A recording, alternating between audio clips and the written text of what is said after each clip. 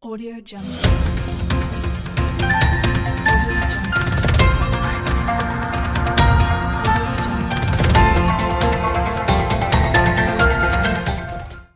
Bumulusok ang gilas ng Team B matapos makipagbardagulan sa loob ng court.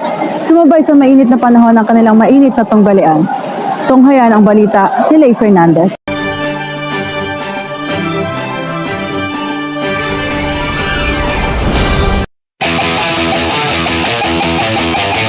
Nagtunggali ang koponan ng Team A laban sa Team B ngayong ika-20 ng Marso taong kasalukuyan at ginanap sa Bahay Paring National High School.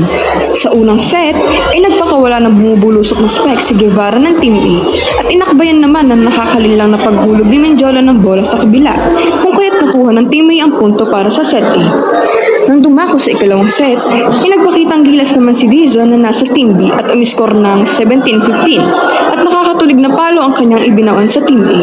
Sinamahan pa ito na malulupit na hampas ni Galang kung kahit nakuha ng Team B ang ikalawang set na may score na 18-16. Tiebreaker ang labanan kaya umisa pa ng isang set ang magkabila na koponan.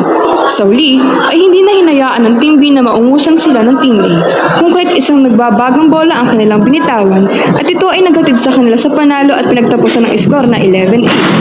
Nakuha naman ni Galang ang best player of the game na may puntos na 10 attacks at 6 blocks na may kabuuang 16 points. Nagbigay naman ng payo ang coach ng Team A na si Judy C. Pelayo na ang success ay nasa player mula sa mga coaches. Lay Fernandez, nagbabalita.